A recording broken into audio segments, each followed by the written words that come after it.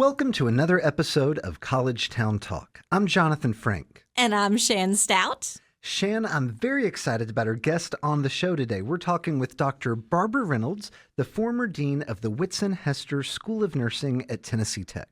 Dr. Reynolds led the School of Nursing for 7 years, from 1991 until her retirement in 1998, but she has remained actively involved in the university and the Cookeville community in the years since. She's been a generous financial supporter of Tech for 35 years and contributes her time, talents, and expertise to causes like the local NAACP, the Tennessee Healthcare Campaign, and the Putnam County Health Council.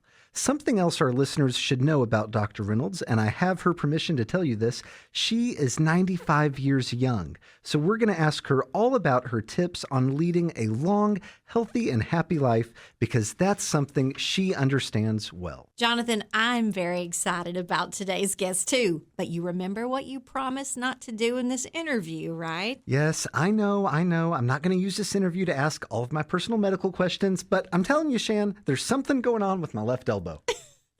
On that note, Dr. Reynolds, welcome to College Town Talk. I thank you. I'm glad to be here. And I want to tell you, Jonathan, I can't help you with your elbow because I'm psych mental health. Oh, you could probably help him on a few other points with that as well. Dr. Reynolds, all of us in the Upper Cumberland are so fortunate that you came to Tennessee Tech in 1991 and you've stayed right here in our community all these years. I want to start with a two-part question. What made you say yes to an opportunity at Tennessee Tech nearly 35 years ago? And then when you retired in 98 and you could have gone anywhere in the world, what made you decide to stay here? Well, those are interesting questions. When I came in 91, I came in January and started the job. I'd been working at Vanderbilt and teaching in their administration course. And so I decided this might be up my line. And I talked with people about coming and about administration and what I would be doing. And then that was in January. And then in November of that year, my husband died. And he lived in Nashville, so I decided I would just stay here in Cookeville because I had rented a house here. So that's why I stayed here, and then I bought a house. After he died, I was very busy with things, and that helped me to get through work, to have a structure. And so those of you who are grieving, if you have a structure, something to get up in the morning for, some reason to be, that really helps you a lot to get through it. But then after he died, then I had a pretty active life and then married again in 2000. So I was engaged when I was age 70. So, oh, my goodness. Okay, so how old were you when your first husband passed away? I was 60. You were 60, Yeah. And you chose mentally to stay active, be busy, occupy your time and your mind, and that helped you through the grief process. I love this attitude on life. I think we're understanding why she's been here for 95 years and why her mind is so sharp. You're making very positive choices even during the most difficult part of a person's life. That's wonderful. So what caused you upon retirement to remain here? Well, I had a really wonderful group of friends. It started when Chuck Womack invited me to go down the Colorado River with him and his family, and I met some more people, Kathy Bertram and Virginia Moore, and they became my walking group, and I just had such good friends here, and they still are my friends, and we still get together on a regular basis. And I think that is they're all younger than I am, but I think that's helped me a lot because I've had a really good relationship with people. And that means a lot as you get older to have younger friends. So for those people who are growing old, be sure you've got some friends among the younger people. This is making me feel good because all of my friends are much younger than I am. And so I always call myself the old fogey of the group because I'm so much older. than all of them, but maybe that's going to be my fountain of youth, Jonathan, because you're my friend and you are so much younger than I am. I mean, all my friends are like your age. Yeah, keep him. Well, and you are young at. We're all young at heart in this room, right? So, well, I'm hoping this is helping my mojo a little bit. I'm on the path to 95. That's great. Well, and I knew when we booked this interview that it would be full of great wisdom and words of advice, and that's already started here. So, but in addition to being full of a lot of wisdom, Dr. Reynolds, you've also been very generous with your support of Tennessee Tech and Tennessee Tech students, particularly in the School of Nursing. Like we said in the introduction, you have financially supported Tennessee Tech for 35 years, most recently by establishing the Barbara Reynolds Fund for Healthcare Policy and Advocacy, which provides funding for learning and service opportunities for tech nursing faculty and students. Why has it been so important to you to continue to support Tennessee Tech and particularly the School of Nursing year after year? Well, I knew when I came here that this School of Nursing was a really important asset for this area. Many people would not come into the rural area to be a nurse. But since we were a school right here, it meant that we could send people out from here into nearby areas. One woman had never been out of Pickett County, came to be one of our students, and she went back to Pickett County and was their main nurse. And I thought that's really important. It's important that we're here and that we provide the nursing care that's here. And I think that's just so important. And you know, as I think ahead, I think of what's going to happen with AI and how many people are going to need to know how to deal with that in the future. And I'm sort of glad that I won't be around to have to do that, but I know how much we need to change our curriculum as it is now to deal with what's coming in the year. And we've been doing that all along, but I think it's extremely important now to be thinking of that and being ready for that. When I came, we had 8 faculty, and we had 35 students, and that's all we had. And so when you think of how the school has grown, and now have at least 6 or 8 different ways to get a nursing degree, and the nurse practitioner groups are wonderful, and they're providing a lot of the services in rural areas, which I think is extremely important. And that's one reason that I am supporting, both in my scholarship, Barbara Reynolds Scholarship, and in the Reynolds Fund for Healthcare Policy and Advocacy, because I think nurses need to be out there pushing their own profession. What's interesting is that hospitals give you a bill, but they never bill you for what nursing does. And nursing is a major, major factor in a person's getting better. I do believe that it's that nurse that is the person that's there all the time and is the person who can help you a lot. But my interest is also in getting outside the hospital walls and working in rural areas, and working in schools, working where nurses can make a difference. And I see politics as being a place that's important for nurses to go. Their scope of practice is dependent on what they're allowed to do through the legislators.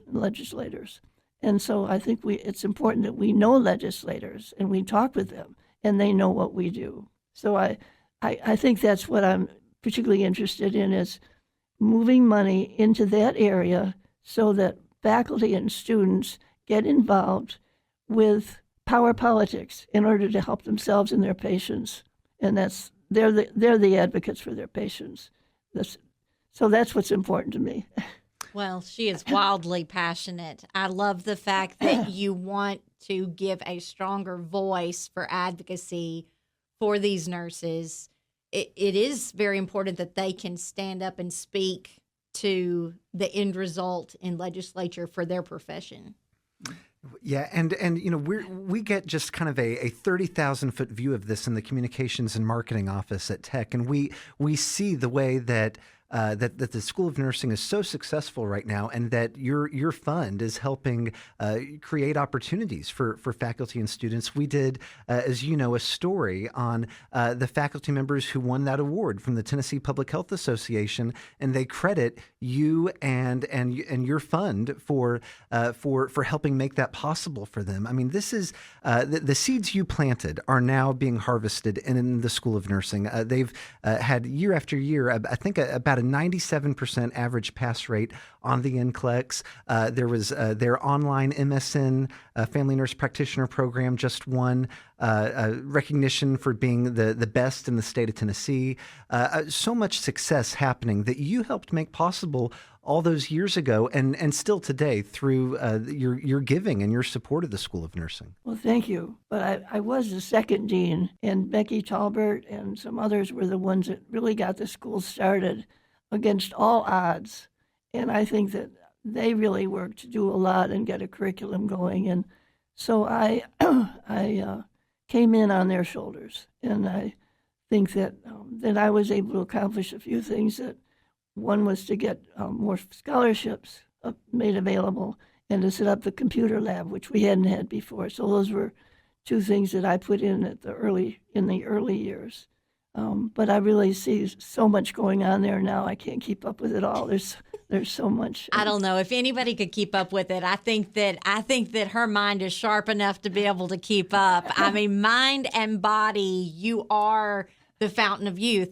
I want to say Dr. Reynolds walked in our building today, and she had a smile on her face, spring in her step, talking to everyone. Producers were happy to see her. Everyone. I mean, they're just she is just has a gravitational pull around her.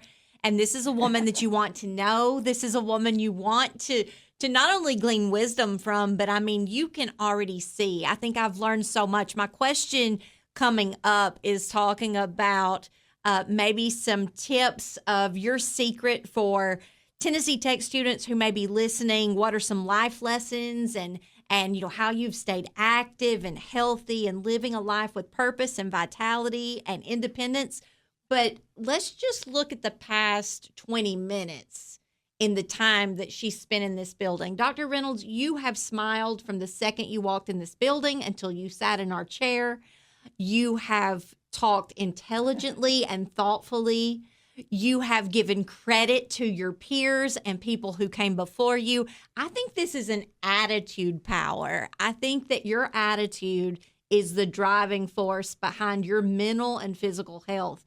It is a beautiful thing to see. So apart from that, from what I've just learned today, what are some things, the way you live your life, if you were going to give some advice to a tech student today, what would you tell them? I think what's been helpful to me is I've had many things, many opportunities open to me, particularly through nursing, and I've taken advantage of them. And I think if you have a job that's offered to you and you think you might not be able to be qualified for it or adequate to do it, look into it and see if that might not be what stretches you and moves you out. Seems to me when I took the dean's position here, I hadn't had a dean's position before. And that was risky to do that, but it really was an important step in my growth. What else? So far we've got be friendly, be social, be brave. I mean, Yeah. she's just she's Wonder Woman. Well, and you talked in the University Advancement at Tennessee Tech has a publication they do called Gratitude, which shines a light on people that have given, made generous gifts to the university. They did a profile of you a while ago. I think you know Kelly Chambers in the Crawford Alumni Center who wrote the piece, and you talked and that profile about seizing opportunity and living. You said you had lived a life of opportunity, and I hear you saying kind of a version of that now, and I think that's great advice to reach out and seize the opportunities that are in front of you. Maybe get outside of your comfort zone a little bit. Yeah. So I think that's true. I think I've been a risk taker.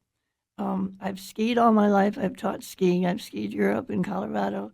I've been up in a glider plane on skis. I've been flying over Davos and different areas. on skis, on a plane. I've done a lot of dog sled on my own. My goodness. I wish you could see my face right now.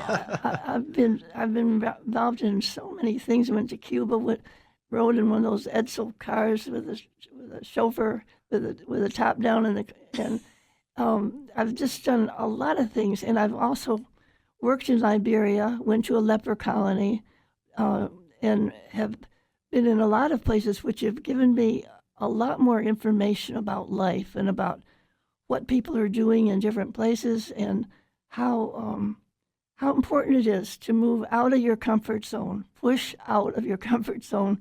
That, I think, is what has kept me interested. And I have a lot of curiosity. I can barely get into the library or get into something without moving into another area than what I went there for, because there's so much to learn and so much to do, and I'll never get done what I plan to do. Every morning I wake up and I have a schedule of what I'm going to do that day. I mean, it might be sending a letter to somebody, it might be calling somebody, it might be writing a letter to the Herald Citizen or whatever, but it's always something that I have to do.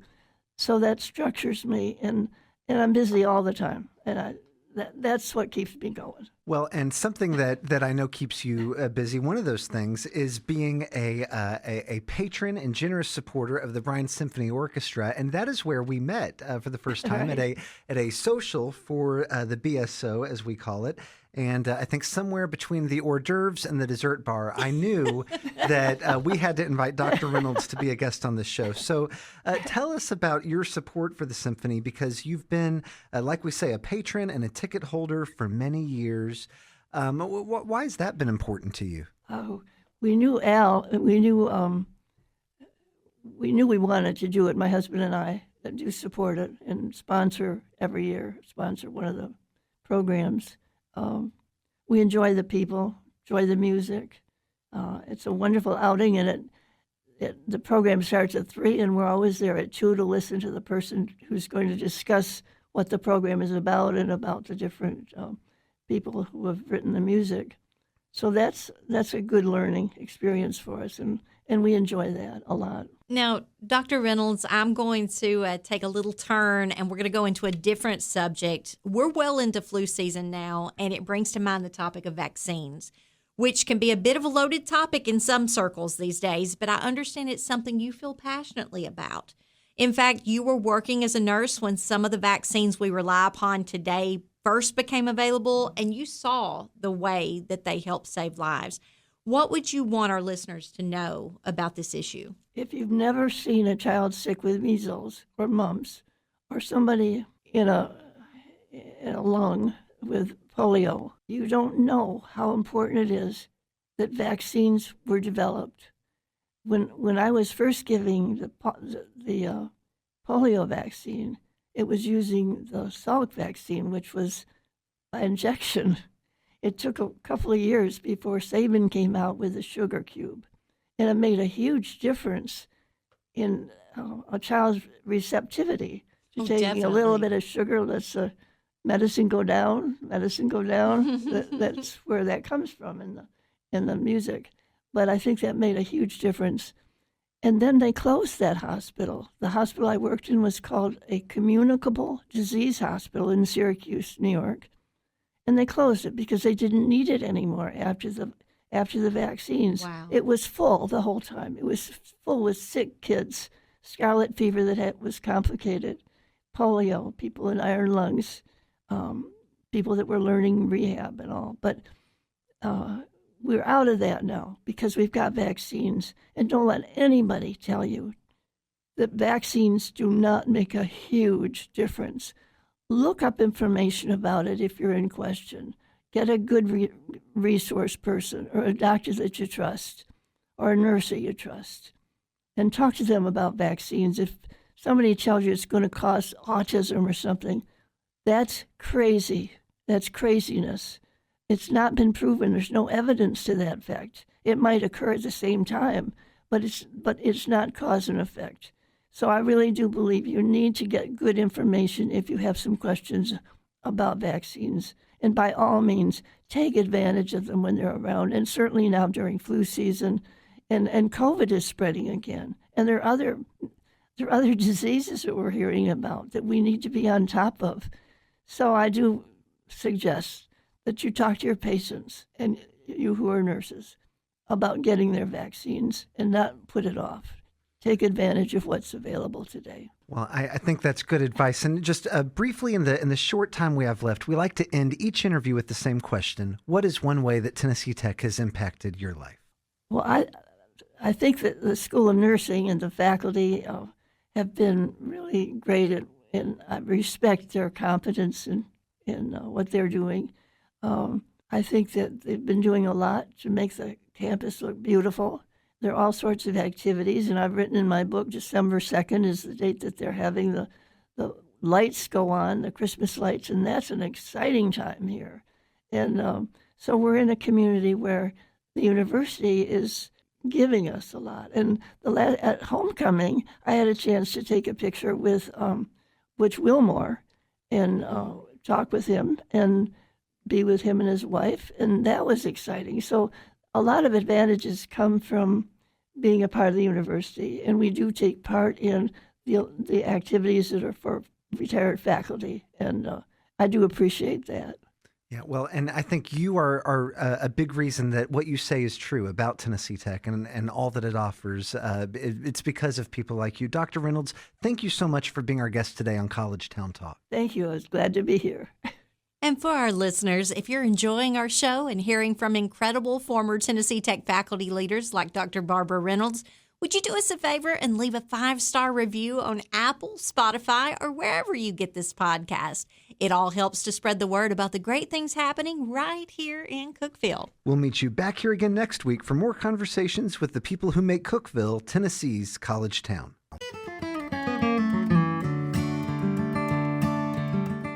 College Town Talk is presented by Tennessee Tech University in partnership with the Cookeville-Putnam County Visitors Bureau. Your hosts are Jonathan Frank and Shan Stout, and original music is performed by Andrew Buckner. Visit us online at tntech.edu/collegetowntalk.